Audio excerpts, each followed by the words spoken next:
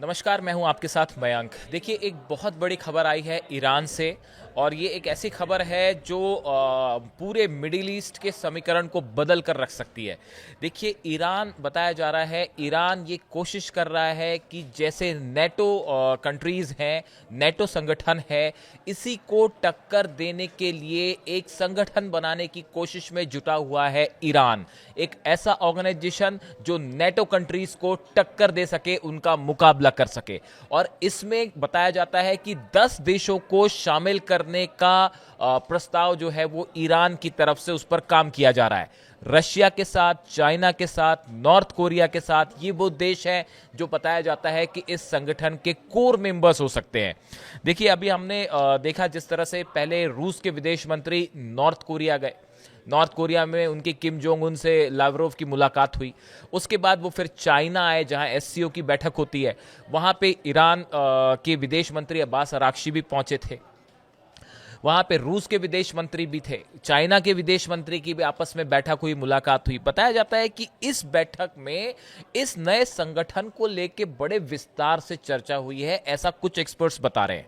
और ये प्रस्ताव जो है वो ईरान की तरफ से आया है। ईरान का कहना यह है कि देखिए, जिस तरह से अभी ईरान पर पीछे हमले हुए, उस समय ये बात एक सबने महसूस की, ईरान ने भी महसूस किया कि एक ऐसा संगठन होना चाहिए जिसके सदस्यों पर अगर किसी पे भी हमला होता है तो बाकी सदस्य उसकी मदद के लिए फौरन खड़े रहें, जैसे कि नेटो कंट्रीज में होता है। नॉर्थ अटलांटिक ट्रीटी ऑर्गेनाइजेशन जो है, नेटो में जितने देश हैं उसके नियमों के मुताबिक किसी भी उसमें से एक देश पर अगर हमला होता है तो वो सभी देशों पर हमला माना जाएगा और वो सब उसकी मिलिट्री सहायता करते हैं।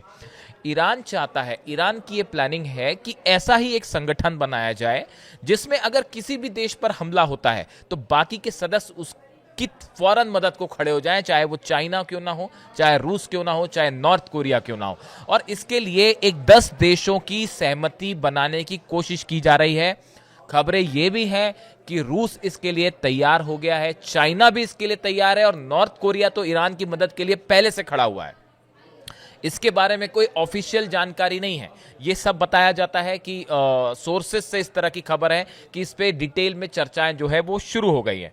देखिए, अभी एससीओ की जब बैठक हुई, एससीओ की बैठक में सभी इन देशों के विदेश मंत्री शामिल थे। अब्बास अराक्ची साहब भी जो विदेश मंत्री हैं ईरान के, वो भी शामिल थे। इसमें ईरान के परमाणु कार्यक्रम को लेकर भी विस्तार से चर्चा हुई।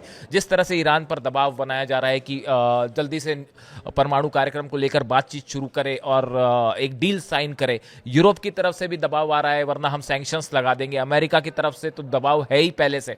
तो इन हालात में देखिए, जो 12 दिन का युद्ध हुआ, इसमें ईरान ने कई चीजें इससे निष्कर्ष निकाले हैं, कई कंक्लूजन निकाले कि वो कौन से डिपार्टमेंट है जहां पर ईरान को तेजी से मजबूत होने की जरूरत है।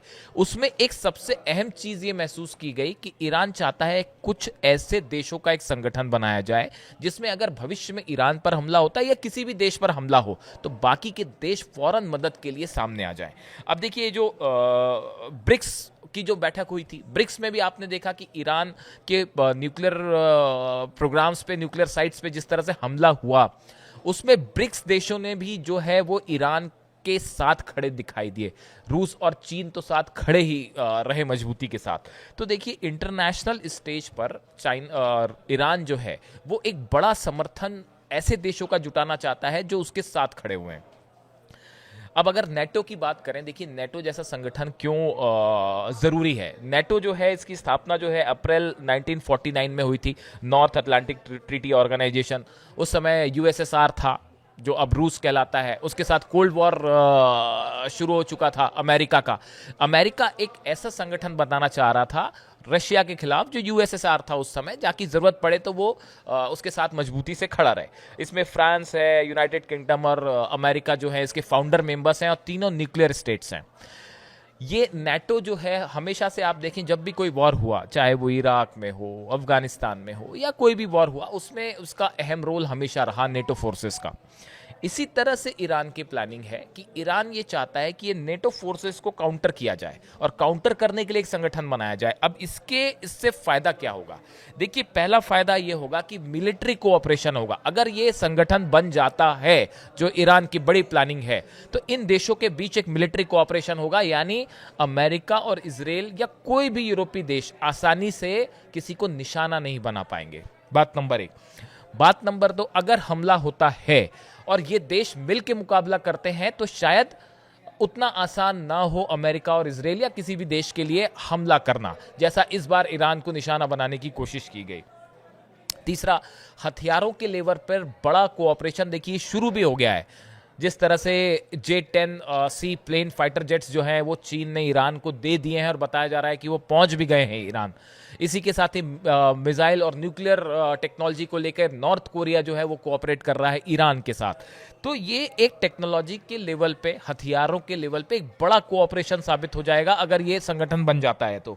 वैसे ही देखिए, न्यूक्लियर पॉलिसी को लेकर भी जिस तरह से ईरान पर लगातार सैंक्शंस लगाए जा रहे हैं, पहले से लगे हैं सैंक्शंस, और धमकियां आ रही कि और सैंक्शंस लगा देंगे, इसको लेकर अगर एक संगठन बनता है तो इसको काउंटर करने के लिए, अमेरिका के प्रेशर को काउंटर करने के लिए बड़ा स्ट्रैटेजिक एक ऑर्गेनाइजेशन ही साबित हो सकता है।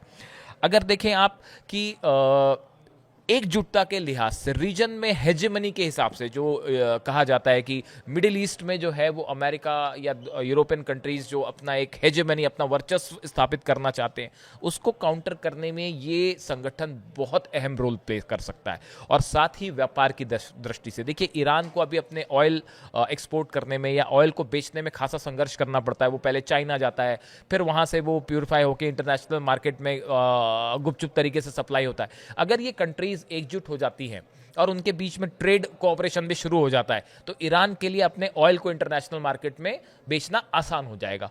इस लिहाज से अगर ये संगठन बन जाता है, जैसा अब्बास अराक्ची बताया जाता है, विदेश मंत्री जो हैं वो कोशिश में लगे हुए हैं इसकी, और कई देशों से चर्चाएं हो रही हैं, तो ये एक ईरान का इंटरनेशनल कम्युनिटी पे बड़ा कमबैक होगा। अपनी लिजिटिमेसी बढ़ाने के लिए, अपने पीसफुल परमाणु कार्यक्रम के लिए, जैसा वो दावा कर रहा है कि भाई हम कोई न्यूक्लियर बम नहीं बनाना चाहते, हम पीसफुल उसके लिए, न्यूक्लियर एनर्जी के लिए हमें कार्यक्रम चाहिए, तो इंटरनेशनल फोरम्स पे ईरान को समर्थन प्राप्त करने में, हासिल करने में भी ये संगठन एक बड़ी भूमिका निभा सकता है।